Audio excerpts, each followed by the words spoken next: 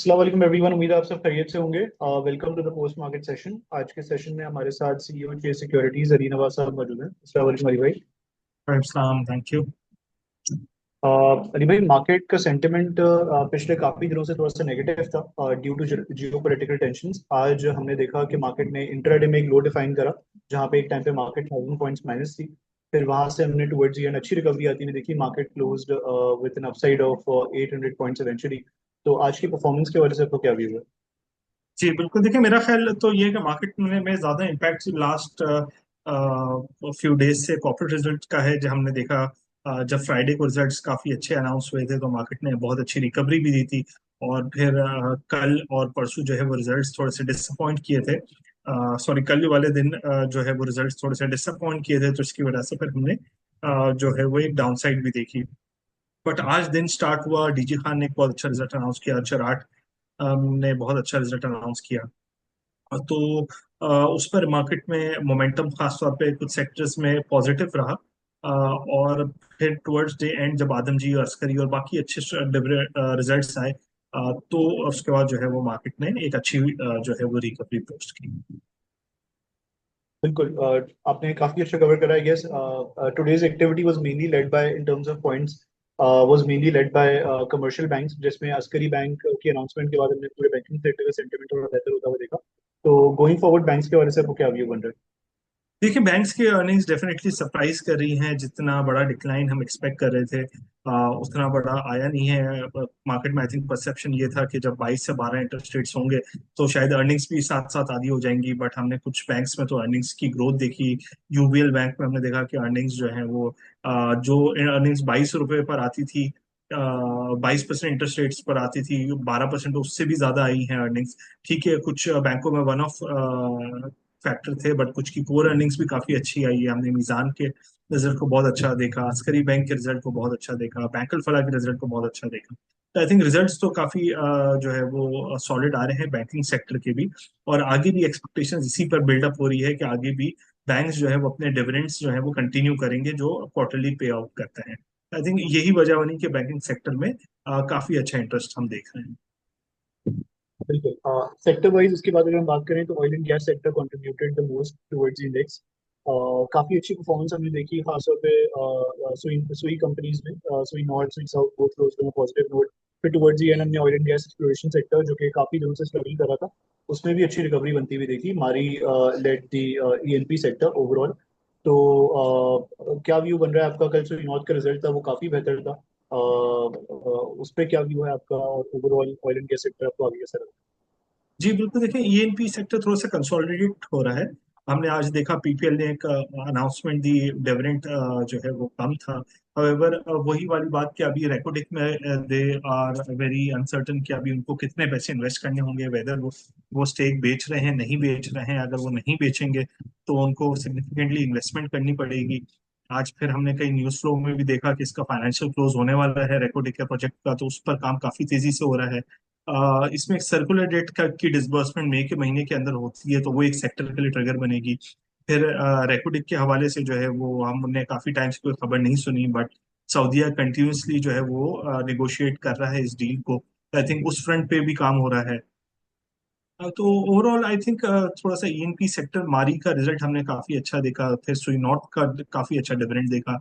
अब थोड़ा सा ये व्यू बन रहा है कि अब सुई कंपनीज जिनके रिजल्ट्स जो है वो काफी खराब आया करते थे, लॉसेस वो पोस्ट करते थे, कैश फ्लो उनका प्रॉब्लम थे, अब हमने देखा कि काफी टाइम बाद सुई नॉर्थ ने एक अच्छा डिविडेंड भी अनाउंस किया। तो आई थिंक ये थोड़ा सा फ्यूचर आउटलुक पर पॉजिटिव व्यू बन रहा है सुई नॉर्थ सुई साउथ पूरे एनर्जी चेन में। आई थिंक कंसोलिडेशन जरूर हो रही है सेक्टर में, बट इसके प्रोस्पेक्ट्स भी अभी बेहतर ही हैं यहाँ पे। बिल्कुल। अच्छा, इसके अलावा ऑल्दो हमने कल एंग्रो होल्डिंग का रिजल्ट आता कल एंग्रो होल्डिंग की जो है वो कॉर्पोरेट अनाउंसमेंट थी। अर्निंग्स हमने उसमें कुछ खास इंप्रूवमेंट नहीं देखी, बट आज काफी बेहतर एक्टिविटी हमने जो है विटनेस करी। Almost it close with N upside of 6%। तो एंग्रो होल्डिंग में तेजी की क्या वजह रही है?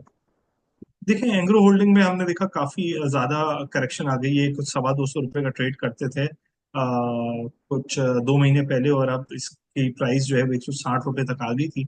और जो है वो देखें, बात तो एंग्रो होल्डिंग ग्रुप बहुत अच्छा है, टेली कम्युनिकेशन इंफ्रास्ट्रक्चर स्पेस में ये जा रहा है।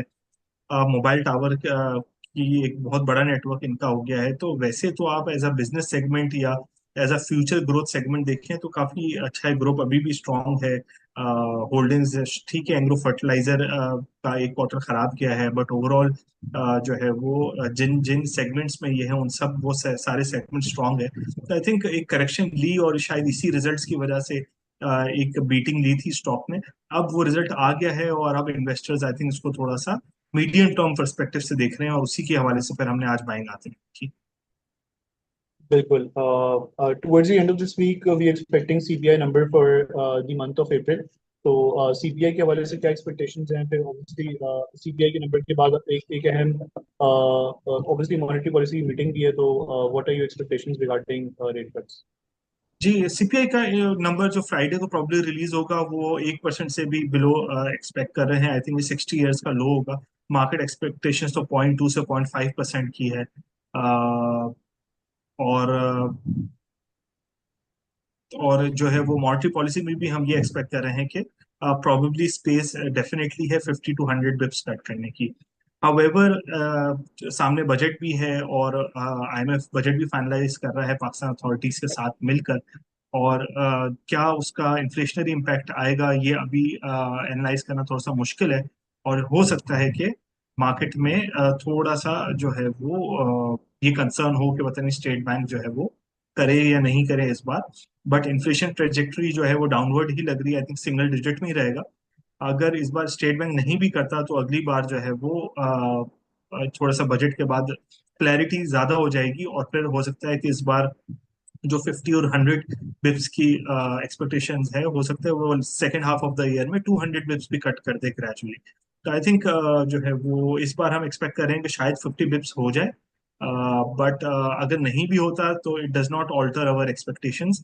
हम एक्सपेक्ट कर रहे हैं कि ये कहीं 200 से 250 bips cut in second half of the year जरूर हो सकता है। लास्ट क्वेश्चन अभी भाई, आपका गोइंग फॉरवर्ड मार्केट के हवाले से क्या व्यू है in light of obviously geopolitical tensions, as well as 9th मई को जो है वो आईएमएफ का रिव्यू भी एक्सपेक्टेड है, तो क्या लग रहा है? देखिए, इकोनॉमी फ्रंट पे तो चीजें बेहतर ही हैं। हम करंट अकाउंट के नंबर्स को देख रहे हैं, हम एक्सचेंज रेट को देख रहे हैं, हम इंटरेस्ट रेट्स को देख रहे हैं। तो I think I there is no point, हमने आईएमएफ के रिव्यूज के जो सारी रिक्वायरमेंट्स थी वो कंप्लीट कर दी हैं। जब वो रिक्वायरमेंट स्टाफ लेवल से पहले और उसके बाद जब रिक्वायरमेंट्स कंप्लीट हो जाती है तभी वो एग्जीक्यूटिव बोर्ड में स्टाफ लेवल एग्रीमेंट तभी एग्जीक्यूटिव बोर्ड में अप्रूवल के लिए प्रेजेंट होता है। वो एग्जीक्यूटिव बोर्ड में प्रेजेंट हो गया, विच मीन्स कि हमने सारी चीजें कंप्लीट कर ली है। अगर कोई छोटी मोटी चीजें रह भी गई होंगी तो उसकी एग्जेम्पशन हमें मिल जाएगी, जिसमें हमें कोई प्रॉब्लम नहीं लग रहा। I think it's a done deal now, और हम 9th मई को अप्रूवल होने के बाद 10th या 11th मई को आईएमएफ की ट्रांच की पेमेंट भी एक्सपेक्ट कर सकते हैं। Perfect. Thank you so much, Ali bhai, for taking out time for this session. Allah Hafiz. Thank you so much. Thank you.